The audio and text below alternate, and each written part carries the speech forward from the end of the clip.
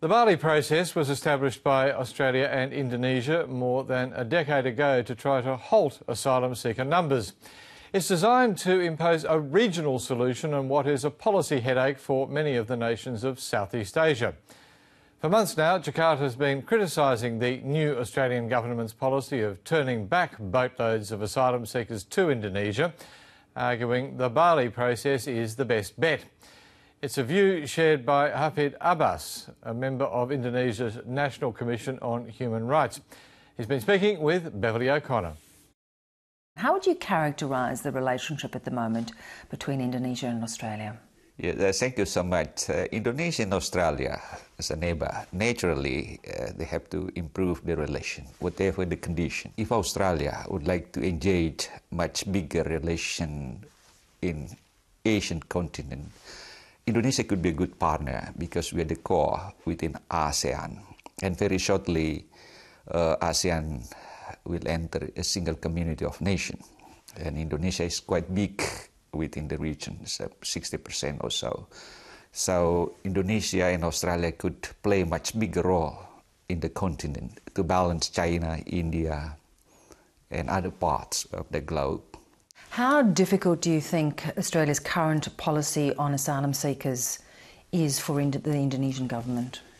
Well, I think the solution is quite simple indeed. If the two nations could bring this issue not merely as a bilateral issue, but it could be, it is a kind of a complex issue indeed. Because there is a source country from Middle East, because of the tension there, political transition over there, there's an exodus of the people because they feel no security in their own homeland. And then there is a country of transitory Indonesia and our neighboring ASEAN. But there's also destination that could be here, Australia. And in 2001, we had the Bali process platform, and this could be a good instrument.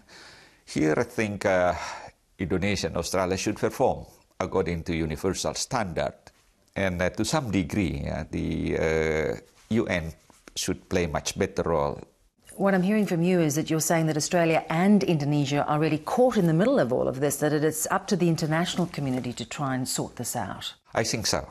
Should be much better. Much in external instrument, international standard should be implemented, you see, because that's not wise to take this as a bilateral issue because of the complexity of the nature. Well, if we look at the fact that you're saying Indonesia is a transit country, do you think Indonesia meets its obligations from a human rights perspective? Yes, Indonesia indeed, in some degree, this is a transit country, but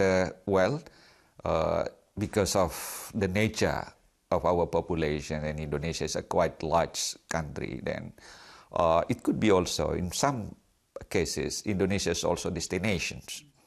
If we can turn to another matter, and that's the recruitment of Indonesian maids, the fact that that is going to resume after some big difficulties within that. Are you comfortable with the checks and balances that are in place now? Indonesia should address it comprehensively. Because it's a great, very complicated problem internally. And the way to solve it, again, at the moment, we anticipate much better preparation internally and also with a very strict condition. But again, because of this huge mafia, it's a big business inside within the system. Sometimes we could not control the overall system. There have been a lot of times when Indonesian maids have made claims against their employers. Do you feel enough has been done to open the door to Saudi Arabian authorities to stop that happening in the future? Yeah, this is a great lesson learned for Indonesia. You see, as I told you then briefly, that you see, because this is a mafia, you see, they pay for the salary to those illegal migrants. They get benefit because of very low wages, but they only pay 50% then, and they pay later on another 50% after finishing the contract.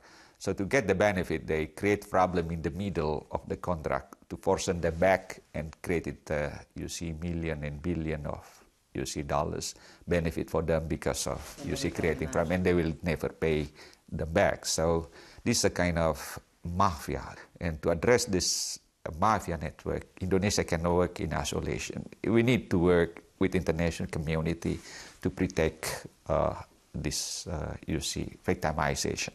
Thanks so much for your time. Mostly welcome, mostly welcome. Thank you.